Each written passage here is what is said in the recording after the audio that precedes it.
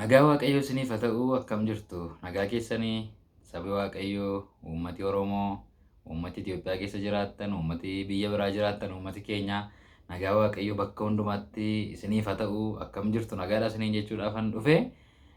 Ani Naawol Baqqaleen jedhama. Qopheessaa chaanalee haaraa dhiyoo kan hojii jalqabe Holistic Wisdom Tube irraan isinii deebi'a. Holistic Wisdom Tube. Qopheessaadha. Sagantaan koo yeroo hundumaa jimaata darba. Haa ta'u garuu akka carraa ta'ee jimaata isa kana ayyaana dhalachuu gooftaa keenya Yesuus Kiristoos yaadannoo isaa yeroo itti kabajamu wajjin walirra beeraa baay'ee nutti tola, baay'ee gammannaa. Keessumatti jireenya kiristaanaa keessatti dhalachuun gooftaa Yesuus hiika guddaa nuu qaba.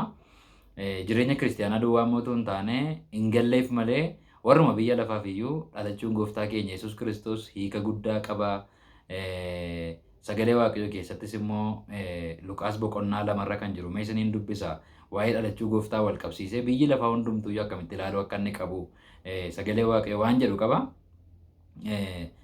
Luqaas boqonnaa 2 lakkoofsa 8 kaaseen dubbisa akkas jedha. Tiksoonni tokko immoo naannaa sana bakkeetti halkan darabee dammaqanii hoolota isaanii hin eegu turan. Ergamaa Waaqayyoo dingata isaan dura dhaabbatee ifni surraa gooftichaas naannoo isaaniitti ibse. Kana irratti isaan naanna'anii guddaa sodaatan. Ergamichi garuu hin sodaatinaa. Kunoo ani misiraachoo gammachuu guddaa isinittan hima. Kunis saba hundumaaf kan ta'udha. Ameen. Akkas jedhe ergamaan. Hin sodaatinaa. Kunoo ani misiraachoo gammachuu guddaa isinittan hima. Kunis saba hundumaaf kan ta'udha. Har'a mandara Daawititti fayyisaan isiniif dhalateera. Inni immoo Kiristoos goofticha. Ameen. Baay'ee namatti tola. Egaa gooftaan keenya Yesuus Kiristoos iddoo warri hoolaa tiksanii dallaa hoolaa keessatti, dallaa horii keessatti dhalate. Kan inni dhalatee mana mootummaatti eegamee garuu tiksoota gidduutti dallaa hoolaa keessatti dhalate. Kan inni dallaa horii keessatti, dallaa hoolaa keessatti dhalateef maaliifi gooftaan keenya Yesuus Kiristoos hoolaa mudaa hin qabne akka ta'e sagalee Waaqayyoo hin dubbata. Qalamuunsaas akka hoolaatti ture. Aarsaa ta'e kan dhiyaatu bara kakuu moofaa keessa hoolaa akkuma ture. Hoolaan keenya kakuu haaraa waa'ee cubbuu keenyaatiif dhiiga isaa dhangalaasuuf kan jiru, jireenya nuu laachuuf kan jiru, hoolaa faasikaa keenyaa, hoolaa bira darbuu keenyaa kan ta'e Yesuusin agarsiisa jechuudha. Dallaa horii keessatti dhalachuun isaa jechuudha. Wanta ta'e hundumtuu hiika guddaa of keessaa qaba. Gabatee hoolaan yookaan gabatee horiin irraa nyaattu irratti immoo dhalatee jedha kutaama kanarratti. Kana jechuun immoo hoolonnis deebi'anii isa sooratu inni hoolaa faasikaa keenya isa aarsaa nu ta'uuf jiruudhas. Akkasumas immoo nyaata jireenyaa akka ta'e waan hoolonni nyaatanii jireenya argatan, waan hoolonni nyaatanii jiraatan akka ta'e mul'isuudhaaf immoo gabatee horiin irraa nyaattu irratti dhalatee jedha. Kana jechuun ani nyaata hoolotaati. Warra na amanan bara baraan akka isaan jiraataniif ana warri nyaatan jireenya bara baraa qabu. Anaan warri dhugan jireenya bara baraa qabu. Isa gooftaan jedhe sana wajjin wal fakkaata. Kamiifiyyuu dhalachuun gooftaa keenya Yesuus Kiristoos baay'ee jireenya nama hundumaa keessaaf hiika guddaa, ergaa guddaa kan qabu, misiraachoo guddaa of keessaa kan qabudha. Baga gammaddanii, baga gooftaan isinii dhalate. Har'a garuu waan ani isinitti dubbachuu barbaadu biyya lafaa irratti waa'ee nama ta'uu Yesuusii waa tokko isinitti dubbachuun barbaada. Warri teoloojii barsiisan incarnation jedhu. Incarnation jechuun Waaqayyoo divine nature inni qabu deebi'ee nama ta'u. Inni kun iccitii guddaa of keessaa qaba. Wanta amantii kiristaanummaa keessaa amanuunsaa nama rakkisu yoo Waaqayyo nama gargaare malee wanti nama rakkisu maa inni dhalachuun gooftaa Yesuus sammuu beektota baay'ee rakkiseera. Maaliif akkamitti Waaqayyo nama ta'uu danda'a? Akkamitti Waaqayyo foon uffachuu danda'a? Akkamitti Waaqayyo dhagna gaddeebi'aa isa kan namaa kan uffatee biyya lafaa dhufuu danda'a kan jedhu nama baay'ee rakkisee jechuudha. Garuu Waaqayyo hafuura qulqulluudhaan isa kana nuuf ibseera. Haleluuyaa. Hafuura qulqulluudhaan Waaqayyo dhugaa namni sammuusaa keessaa sammuu foonii kanaan maayindii kanaan hubachuu hin dandeenye akkamitti Waaqayyoon waaqa ta'e, inni hafuura ta'e, dhufee immoo nama akka ta'e hubachuun, incarnationii hubachuun waan nama hundumaa rakkisuudha.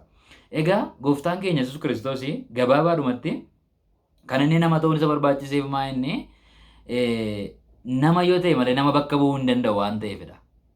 Gooftaan anaan bakka bu'ee adaba koo fudhachuuf, abaarsa koo fudhachuuf, cubbuu koo fudhachuuf anaan ta'uu qaba jalqabaa jechuudha. Fakkeenya tokkoon isiniif laadha. Fakkeenyaaf namni biyya kana bakka bu'ee Piraayim Ministeerii biyya kanaa ta'uu danda'u yookaan pirezidaantii biyya kanaa ta'uu danda'u isa jalqabaa maal ta'uu qaba? Nama biyya kanaa ta'uu qaba. Nama biyya kanaa ta'uu qaba. Loqoda biyya kanaa dubbachuu qaba. Laayif istaayilii uummata biyya kanaa keessa jiraate nama arge nama beeku ta'uu qaba. Yoo kana ta'e ala biyya kana bakka bu'uu hin danda'u. Saba biyya kana jiraatan bakka bu'uu hin danda'u.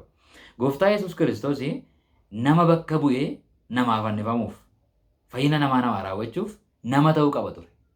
Wanti Waaqayyoon nama godhu inni guddaan iccitii guddaan isa kanaa jechuudha. Ba'aa koo baachuudhaaf isan hin dandeenye sana hojjetee na agarsiisuudhaaf akka koo ta'uu qaba ture. Waaqayyoof galanni guddaan haa ta'u. Waaqayyotu nama ta'e. Waaqayyotu hojii nu hojjechuuf fayyina keenya nu xumuruudhaaf nama ta'e dhanna foonii uffatee dhanna dadhabaaf dhanna gaddeebi'aa uffateetu nama ta'e dhufee jechuudha. Waaqayyoof galanni guddaan haa ta'u. Dhugaa namni sammuu foonii amanuu hin dandeenye. Dhugaa seexanni nama shakkisiisu keessaa jireenya kiristaanummaa keenya kun isa guddaadha. Obboloo tokko garuu warra dhaggeeffattan waa tokkoon isinitti dubbadha. Gooftaan keenya Yesuus Kiristoos dhuguma nama ta'eera. Dhuguma dhalateera. Dallaa horii keessatti, magaalaa gaddeebituu keessatti dhalatee addunyaa irratti jijjiirama guddaa, jireenya namaa irratti jijjiirama guddaa fiduudhaaf waaqarraa gadi kan bu'e Yesuus Kiristoos dhuguma nama ta'e dhalateera. Waaqayyoof galanni guddaan haa ta'u. Dhugaa kana amanuu qabnaa jechuudha. Egaa waa'ee Yesuus Kiristoos dhalachuu duwwaa immoo miti. Yesuus Kiristoos keessa keenyatti yommuu dhalateera. Dallaa horiitti isa dhalate malee, Beetelemitti isa dhalate malee, Naazireetti isa guddate malee, keessa keenyatti yommuu dhalateera gooftaa Yesuus. Kun immoo gammachuu hundumaarra caaludha. Har'a yeroo ayyaana dhalachuu gooftaa keenya wajjin ayyaanessinu inni dhalate Beetelemitti kan jedhu duwwaa otoo hin taane inni dhalate keessa kootti. Haaleluyyaa. Jaalala isaan keessa kootti dhalate. Araara isaan keessa kootti dhalate. Ayyaana isaan keessa kootti dhalate. Inni kun baay'ee nama gammachiisa. Dhalachuun isaa waan tokko ta'ee keessa keenyatti dhalachuu isaa mirkaneeffachuun immoo isa guddaadha. Kanaaf ayyaana kana yeroo ayyaaneffattan keessa keessanitti dhalachuu isaa haaraa taatan immoo karaa isaa dhalachuu keessan isinumti immoo deebitanii haaraa taatan dhalattanii Yesuus immoo keessa keessanitti haaraa ta'e dhalachuun isaa baay'ee misiraachoo guddaadha. Nama hundumaaf kan ta'udha. Saba hundumaaf kan ta'udha. Biyya hundumaaf kan ta'udha. Baga nuu dhalate, baga nu jaallate, baga nama nuu ta'e, baga gara keenya dhufe. Yesuusin hin jaallannaa. Ulfinni bara baraan isaaf haa ta'u. Baga geessan isiniin jechuudhumaafan dhufe. Ayyaana gaarii isiniif haa ta'u. Waaqeffannaan immoo dabarsaa ga'a. Iddoo garaa garaatti nyaachuu, dhuguu, uffachuu, tasinaanna'uu kanarra kan caalu mee waaqeffannaan immoo dabarsaa. Isa keessa keenyatti dhalate. Isa jaalala isaan keessa keenya haaresse. Gaafa inni mana keenya dhufe du'i mana keenyaa gadi ba'e. Cubbuun mana keenyaa gadi ba'e. Abaarsi mana keenyaa gadi ba'e. Har'a nuyi bilisa. Har'a nuyi gammachuu qabna Yesuusitti. Har'a nuyi boqonnaa qabna Yesuusitti. Ulfinni bara baraan isaaf haa ta'u. Waaqayyo sinaa eebbisu. Sagantaa koo kanan namoota afeeruu shoon koo torbanii kaasetti fufa. Guyyaa ayyaanaa kana garuu baga geessanii baga Waaqayyo isin gargaaree Kiristoos dhalachuun isaa hiika guddaa jireenya keenyaaf qaba. Maqaan isaa gorsaa dinqiidha. Abbaa bara baraatii. Haaleluyyaa. Isa kana isinitti himuudhaafan dhufe baga geessan baga gammaddan sagantaa gosa dhaabbataa isa idileedhaan torban walitti deebina. Torban moo'ichaa, torban gammachuu, torban itti dhalachuu Kiristoosiin akka nama waan minyaa afaansaa keessaa minyeeffatutti minyeeffattan isiniif haa ta'u. Baay'een isin jaalladha. Ana Naawol Baqqaleeti. Eebbifama.